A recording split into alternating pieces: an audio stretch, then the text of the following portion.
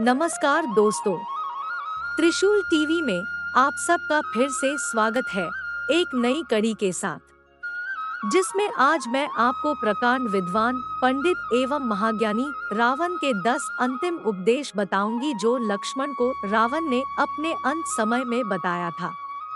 यह उपदेश आज के समय में भी सफलता की कुंजी है। साथ ही आपसे निवेदन करूंगी कि चैनल को सब्सक्राइब और लाइक जरूर करें। तो चलिए शुरू करते हैं।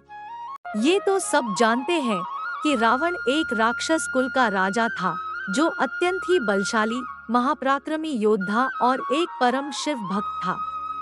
लेकिन इसके साथ ही वो शास्त्रों का प्रखर ज्ञाता, प्रकांड विद्वान पंडित एवं महाज्ञानी था। जब धरती पर उसका पाप बढ़ गया, तब भगवान विष्णु ने राम के रूप में धरती पर जन्म लेकर उसका नाश किया था। तब रावण ने मरने से पहले भगवान राम के छोटे भाई लक्ष्मण को कुछ उपदेश दिए थे, जो आज के समय में भी लोगों के लिए सफलता की कुंजी है। रावण जिस समय मरणासन्न अवस्था में था, तब भगवान राम ने लक्ष्मण से कहा कि इस संसार से नीति, राजनीति और शक्ति का महान पंडित विदा ले रहा है। तुम उसके पास जाओ और उससे जीवन की कुछ ऐसी शिक्षा ले लो जो और कोई नहीं दे सकता। राम की बात मानकर लक्ष्मण मरणासन्न अवस्था में पड़े रावण के सिर के पास जाकर खड़े हो गए। लक्ष्मण काफी देर तक रावण के सिर के पास खड़े रहे, लेकिन रावण ने उनसे कुछ नहीं कहा। इसके बाद लक्ष्मण वापस लौट आए और प्रभु श्री राम से सारी बातें बताई। तब भगवान राम ने लक्ष्मण से कहा कि अगर किसी से ज्ञान प्राप्त करना हो तो उसके चरणों के पास खड़े होना चाहिए, न कि सिर के पास। यह बात सुनकर लक्ष्मण वापस रावण के पास गए और उसके पैरों के पास खड़े हो गए। उस समय महापंडित रावण ने लक्ष्मण को 10 ऐसी बातें बताई जो जीवन में सफलता की कुंजी है। पहला उपदेश। हे रामानुज, अपने सारथी, द्वारपाल, रसोइया एवं अपने भाई को अपना दुश्मन कभी नहीं बनाना।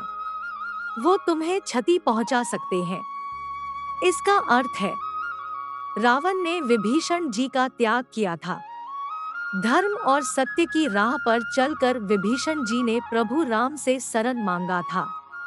विभीषण जी ने श्री राम को रावण की अपार शक्ति, आसुरी माया और रहस्यों का भेद बताया था।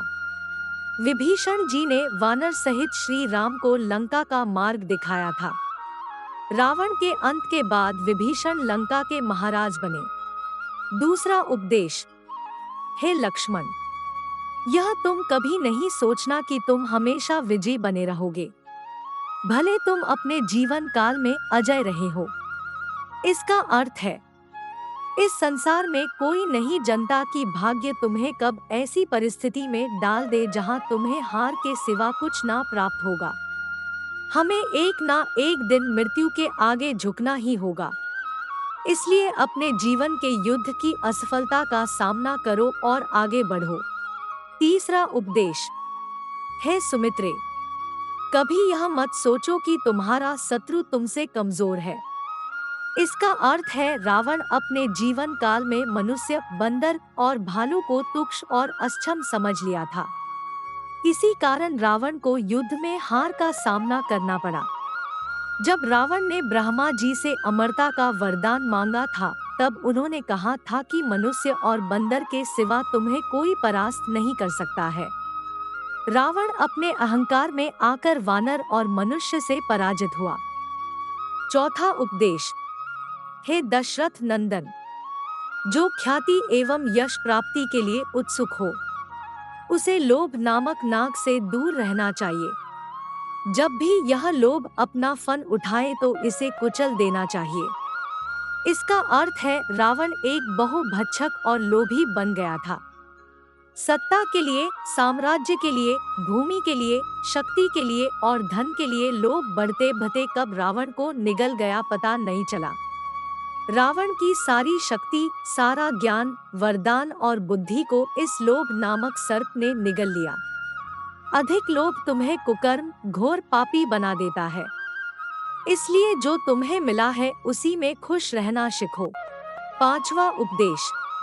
हे सुमित्रा नंदन, एक राजा को अपने प्रजा की देखभाल अपनी पुत्र के भांति करना चाहिए। जो कुछ भी अपने राज्य को खुशहाल बनाता है, वही वास्तव में राजा को सुखी बनाता है।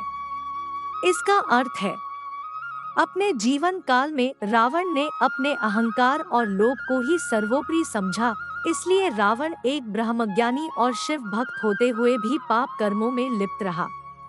रावण के सारे अपराधों को नजरअंदाज करते हुए श्री राम ने शांति प्रस्ताव भेजा, लेकिन अहंकारी रावण ने अपने अहंकार उनके शांति प्रस्ताव को ठुकरा दिया और रावण का अहंकार पूरे लंका का विनाश का कारण बना।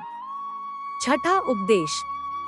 हे रामानुज, सदा ऐसे मंत्री पर विश्वास करना जो तुम्हारी निंदा करता हो, क्योंकि वो हमेशा तुम्हारा और राज्य का कल्याण चाहता है, इसलिए वो बिना डरे तुम्हारी निंदा करता है। और वैसे मंत्री जो हमेशा तुम्हारी प्रशंसा करता हो, उनसे सावधान रहना। इस बात का अर्थ है कि विभीषण ने हमेशा रावण को सही सलाह दिया था, लेकिन विभीषण के सिवा सभी मंत्री रावण की सिर्फ प्रशंसा ही करते रहते थे, और रावण भी अहंकार व सिर्फ चाटुकार मंत्री की ही बात मानता था, जिसके चलते उसे हारना पड़ा। सातवां उपदेश। हे लक्ष्मण, ये कभी नहीं सोचना कि तुम अपने भाग्य के ग्रहों और नक्षत्रों को मात दे सकते हो। वह तुम्हारे लिए वही लाएंगे जो तुम्हारे भाग्य में लिखा होगा। कोई भी मणि या रत्न तुम्हारा भाग्य नहीं बदल सकता। तुम्हारे अतीत और वर्तमान के कर्म फल को प्राप्त करने से तुम्हें कोई रोक नहीं सकता। तुम्हारे कर्म और ग्रह ही तुम्हारे भाग्य निर्धारित करेंगे। इसका अर्थ है, रावण को पहले से पता था कि कुकर्म करने से अच्छे फल नहीं मिलता। रावण ने नवग्रह और काल को बंदी बनाया था, फिर भी उसके कर्म ने उसका भाग्य निर्धारित कर दिया था। चाहे कितने भी अंगूठी पहन लो और यज्ञ हवन कर लो, भाग्य तो कर्म ही निर्धारित करेगा। आठवां उपदेश। हे सुमित्रे, सफलता चाहने वाले व्यक्ति को शुभ कर्मों को जितना जल्दी हो सके कर लेना चाहिए और अशुभ काम को जितना हो सके उतना टालते रहना चाहिए। इसका अर्थ है, रावण अपने कुकर्मों के चलते सुकर्म को भूल चुका था। रावण स्वर्ग तक पहुंचने वाला सीढ़ी बनाना चाहता था, लेकिन इस बात को वह छोटा समझा, जिसके चलते उसका सपना अधूरा रह गया। नवा उपदेश। हे लक्ष्मण, तुम अपने जीवन के रहस्य कभी किसी को नहीं बताना, क्योंकि भविष्य में वह तुम्हारे रहस्य को तुम्हारे विरुद्ध उपयोग कर सकता है। इसका अर्थ है, रावण ने अपने जीवन के सभी रहस्य अपने भाई विभीषण को बताया था, जिसके चलते रावण को हारना पड़ा। 10वां उपदेश। हे रामानुज, ईश्वर से या तो प्रेम करो या घृणा, परंतु जो भी करो वह अपार और दृढ़ होना चाहिए। इसका अर्थ है, रावण ने हमेशा श्री राम को शत्रु समझा, जिसके चलते उसे राम के हाथों मरना पड़ा।